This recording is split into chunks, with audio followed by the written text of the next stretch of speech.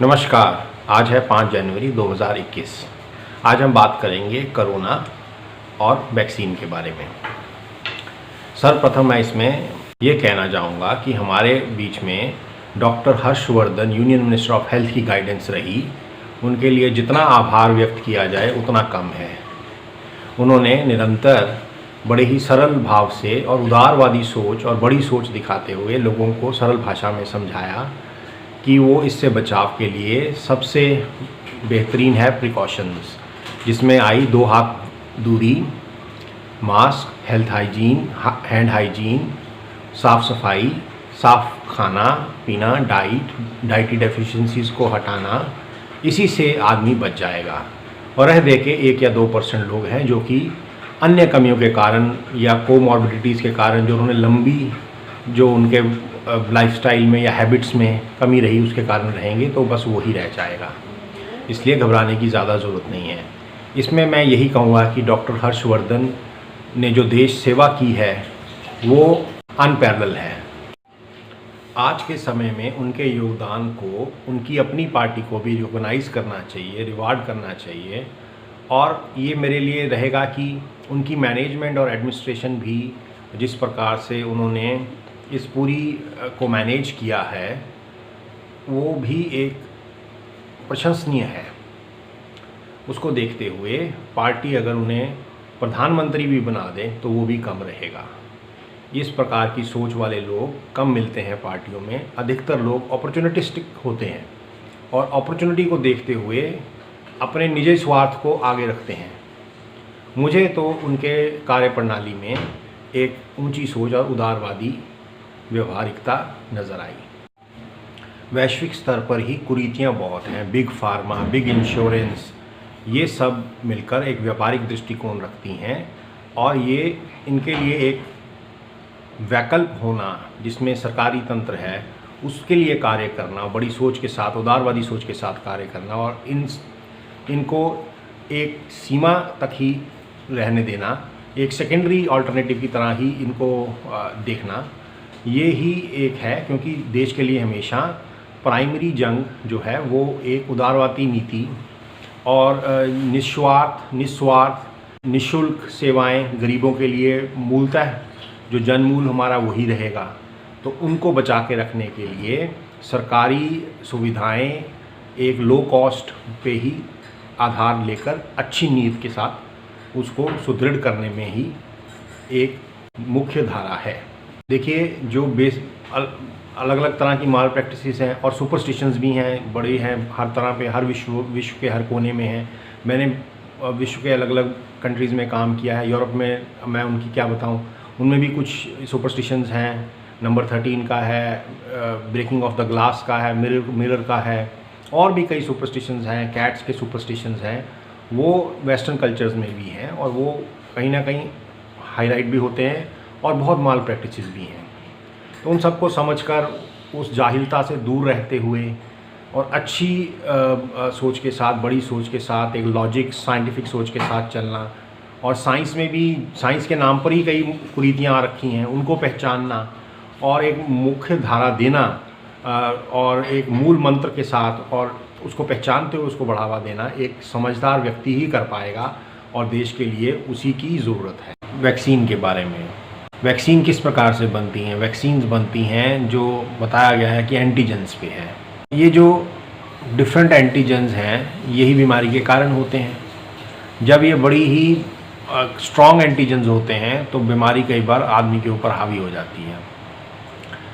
और अगर ये एंटीजन किस प्रकार से ढूंढे जाते हैं वैक्सीन में, किस प्रकार से उनको टोन डाउन किया जाता है कि बॉडी जो है उसको दवा के रूप में देखें और बॉडी हमारे उन एंटीजेंस पर हावी हो जाए, तो इसी प्रकार से वो वैक्सीन की फॉर्मुलेशन रहती है। अब मैं देख रहा हूँ कि जितने जो वैक्सीन इंट्रोड्यूस होते हैं, साथ ही साथ डिफरेंट कंट्रीज़ में, चाहे आप यूके ले लें या कहीं और ले लें, साथ ही साथ म्यूटेशंस की डिबेट भी स्टार्ट हो जाती है। तो कहना क्या चाह रहे हैं कि अगर थोड़ा सा भी आदमी इसके बारे में जानता होगा तो उसके मन में डाउट आएगा कि ज्यों ही आप वैक्सीन शुरू करते हैं त्यों ही आप एंटीजन की बातचीत शुरू कर देते हैं। अगर 5 तरह की डिफरेंट वैक्सीन है तो मान के चलिए कि वो 5 तरह के डिफरेंट एंटीजन्स पे आधारित है। तो जब वो आप देना शुरू करेंगे तो 5 एंटीजन तो वैसे ही लोगों में आ गए, तो 5 म्यूटेशंस तो हो ही गई। अब अगर 2 वैक्सीन है तो 2 म्यूटेशन तो वैक्सीन के माध्यम से ही आ जाएंगी। क्या इसको ऐसे देखा जाए, क्या इसको ऐसे माना जा सकता है? क्योंकि देखिए, इस पूरे प्रकरण में, कोरोना के प्रकरण में, हमारे एक तो जो संस्थागत इंस्टीट्यूशंस हैं वो मजबूत होने चाहिए।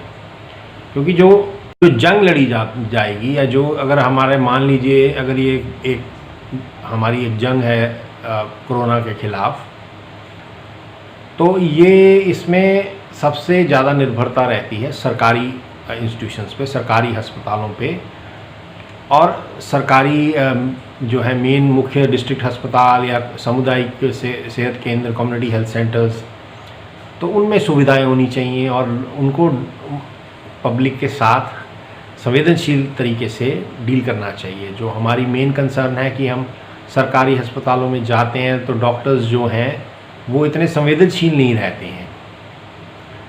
तो ये बीमारियां हैं जो थोड़ी ही ट्रीटमेंट से ठीक हो जाती हैं। तो एक उनको उनके स्टैंडर्ड ऑपरेटिंग प्रोसीजर्स होने चाहिए कि आप अगर सिंपल सी ड्रिप लगाते हैं और उसमें मल्टीविटामिन देते हैं तो वायरस ही है ये, अब उसमें ठीक होने का मौका मिलता है, उसमें ही ठीक हो जाता है आदमी। फॉर एग्जांपल डेंगू है, उसमें ड्रिप चढ़ती है मैक्सिमम, वैसे तो घर में ही नारियल पानी वगैरह लेकर, मल्टीविटामिन लेकर उसमें ठीक हो जाता है आदमी 4-5 दिन में। और अगर गंभीर रूप भी लेता है तो हॉस्पिटल में ड्रिप लगाकर मल्टीविटामिन वगैरह देकर उसमें ठीक हो जाता है। तो ये बड़ी साधारण सी अगर टाइमली केयर हो जाए सामुदायिक केंद्रों तक ही, और उनको एक अच्छे तरीके से देखा जाए, साफ़ सुथरे तरीके से, संवेदनशील तरीके से, तो वो सुदृढ़ हो जाता है। अगर इसको मान लीजिए बायो वारफेयर मान लें कि एक एजेंट किसी ने छोड़ा है, और अगर हमारा जो सरकारी इंस्टीट्यूशंस हैं वो सुदृढ़ नहीं है, क्योंकि सरकारी का क्या रहेगा, सरकारी इंस्टीट्यूशन जाएंगी जन सेवा की भावना से, उसमें लोगों से पैसे नहीं लिए जाते हैं, पूरी की पूरी इंटेंशन होती है कि उसकी स्कोप ऑफ बीमारी देखना और उसको इलाज कराकर जल्द भेजना, ये इंटेंशन रहेगी। प्राइवेट में तो नहीं है, प्राइवेट में तो इतनी माल प्रैक्टिसेस हैं, प्राइवेट में आप देखें कि उनका टारगेट ही अलग रहता है। अब एक जमा अगर माल प्रैक्टिसेस की बात की जाए प्राइवेट हॉस्पिटल्स में, तो इस हद तक पहुंची हैं और इतनी कंप्लेंट्स आई हैं इस दौरान डिफरेंट शहरों से। आप बहुत खबरों में आया है, न्यूज़पेपर्स में आया है, लोगों ने कराह कर प्राइवेट हॉस्पिटल्स की कंप्लेंट की है कि हल्की सी बीमारी को इतना डरा देते हैं कि आप हॉस्पिटलाइज हो जाइए, और फिर वो जिस प्रकार से वो आपको अलग करते हैं आपके परिवार से, और जो केयर दे के नाम पे बड़े बड़े बिल बनाए जाते हैं, तो एक बड़ी ही माल प्रैक्टिसेस और कुरीतियों में ये जिसे कहते हैं बिग फार्मा, अमेरिका में भी देखेंगे तो बिग फार्मा का ये चंगुली समझिए आप, कि उस प्रकार से, क्योंकि बीमार तो देखिए लोग हल्के फुल्के मेनली डाइटरी डेफिशिएंसीज होती हैं, सांस फूल रहा है तो हल्का अनीमिया हो गया आयरन के कारण, B12 के कारण। और कोरोना के दौरान तो देखिए जैसे बॉडीज़ भी नहीं हैंड ओवर की गई, उस दौरान बड़े इल्ज़ाम लगने तो हैं ही हैं। That opens the door for such conspiracy theories. तो इल्ज़ाम तो सीधे से लगते ही हैं, ऐसे कैसे कोई कर देगा। तो एक खुली छूट मिली मेडिकल माफिया और प्राइवेट हॉस्पिटल्स को, और उन्होंने, कई लोगों ने उसका बहुत उसमें गलत तरीके से इसको अपॉर्चुनिटी के रूप में लिया। अब अगर हम वैक्सीन की बात करें कि ये जितने इस प्रकरण में से सीखा क्या हमने, एक तो हमारे गवर्नमेंट इंस्टीट्यूशंस ही हमारी फर्स्ट लाइन ऑफ डिफेंस है। प्राइवेट ठेकेदार आपने रख लिया है, प्राइवेट सिक्योरिटी फर्म आपकी फ़ौज नहीं हो सकती, वो एक सेकेंडरी है। अगर आपने करना है, सेकेंडरी लाइन ऑफ डिफेंस है, प्राइमरी गवर्नमेंट की ही है।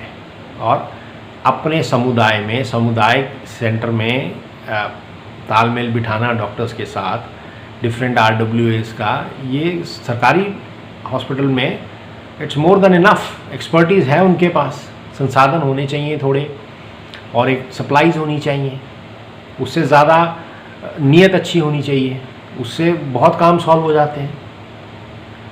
एक बदनीयत से, एक इल इंटेंशन से, तो पूरा पर्पस डिफीट होना शुरू हो जाता है। तो जितने हमारे डॉक्टर एजुकेटेड हैं, बड़ी सिंपल सी मेडिसिन्स में से बहुत सारी बीमारियों का इलाज हो जाता है अगर उसको सही तरीके से डायग्नोस किया जाए। आप रिपोर्ट लेके जाते हैं और बोल दें जी ये आदमी तो गिर नहीं रहा, इसमें कोई प्रॉब्लम नहीं है। बहुत लंबी देर तक डाइटरी डेफिशिएंसीज आपको जब रहती हैं तो वो बीमारी का रूप धारण करती जाती हैं। अगर आप विटामिन डी से डेफिशिएंट हैं तो आप वहीं रोक लगाएं।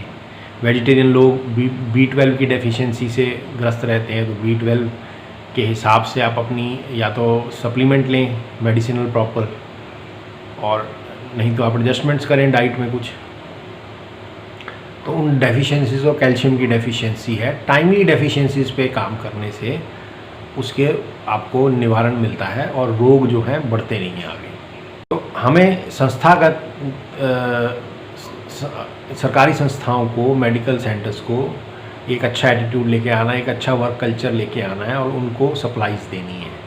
उतने से बहुत बीमारियों का इलाज हो जाता है। अगर कोई कंटेजियस डिजीज़ आती हैं, इसको एक ट्रायल रन मानिए, एक वॉर एक्सरसाइज मानिए बायो वारफेयर की, कि अब जब हमने PPEs लिखे तो आधे से ज़्यादा सरकारी तंत्र को पता ही नहीं था कि PPE क्या है, पर्सनल प्रोटेक्टिव इक्विपमेंट्स क्या हैं, पता ही नहीं था यहाँ पे। उसकी अरेंजमेंट में तो अगर ये पहले से ही डिमार्क्ड हो कि ये एरिया हमारा कंटेजियस डिजीज़ के स्पाइक अप में, इसको हमने आइसोलेट करना है, इस हॉस्पिटल का या केयर गिविंग एरिया का ये के लिए पर्पस डिमार्केट हो गया और वो वर्क कल्चर उसमें आ जाए, तो अगर ये गंभीर शक्ल लेता, अगर ये बायोलॉजिकल वॉरफेयर होता जिसमें पहला एंटीजन आ रहा है, फिर दूसरे एंटीजन से स्ट्राइक हो रही है, फिर तीसरे एंटीजन से स्ट्राइक हो रही है, तो फिर तो सरकारी तंत्र को कितना दुरुस्त होना चाहिए वो आप देख लीजिए। इस प्रकार से हमारे को उसको सुदृढ़ करने की ज़रूरत है। एक हमारी जो नॉलेज मैनेजमेंट सिस्टम्स, जैसे मैं आपको बता रहा हूँ, नेशनल लाइब्रेरी ऑफ मेडिसिन है या ब्रिटिश मेडिकल जर्नल है, कि आदमी हल्का फुल्का डॉक्टर को कुछ देखना है तो ज़रा सा नाम लिखे और उसके पूरे डिटेल्स आ जाएं उसके बीमारी के और मेडिकेशन के। इसी तरह से अगर कोई एजुकेटेड आदमी है, हल्की सी मेडिकल एफिनिटी रखता है मेडिकल लाइन के प्रति और अपना केयर खुद कर सकता है, अपनी दवाई का हल्का फुल्का उसको बेहतर समझने में हेल्प मिलेगी, तो ये लाइब्रेरी और नॉलेज मैनेजमेंट सिस्टम्स बहुत अच्छा रोल प्ले कर। अब जो 2 वैक्सीन्स आई हैं उसमें देखिए काफ़ी लोग तो बीमार हो चुके हैं और उससे उबर चुके हैं, और पूरी इम्यूनिटी में आपकी अच्छी डाइट और आपका साफ़ सुथरा रहन सहन, खान और पीना, पानी, साफ़ पानी, खान पान, ये आधी से ज़्यादा इम्यूनिटी तो यही दे जाता है। फिर अगर आप डाइटरी डेफिशिएंसीज और एक्सरसाइज करते हैं, ये इम्यूनिटी को और बढ़ा देता है। और बाकी कुछ जो आपकी नेग्लिजेंस के कारण डेवलप हो गई हैं कोमॉर्बिडिटीज़ और बीमारियां या हेल्थ थ्रेटनिंग कंडीशंस, वो ही थोड़ी बहुत आपको मैनेज करनी है। अब कोई आदमी होश खो बैठा है मेडिकल रीजंस के, ओल्ड एज में या कोमॉर्बिडिटीज़ के कारण, तो फिर उसको तो हॉस्पिटलाइजेशन करनी ही पड़ेगी बचाने के लिए। और फिर जो किक इन होंगे प्रोसीजर्स, वो तो फिर हाथ से निकल गए हैं, इंसान के और उसके पारिवारिक देखरेख की हाथ से निकल गए हैं। वहाँ पे फिर हॉस्पिटलाइजेशंस आ जाती हैं। ये एक बेसिक अवेयरनेस क्रिएट करने की ज़रूरत है और सरकारी तंत्र को मजबूत करने की ज़रूरत है। आज के साथ इतना ही, आज के लिए इतना ही। कृपया मेरे वीडियो को लाइक करें, शेयर करें। धन्यवाद।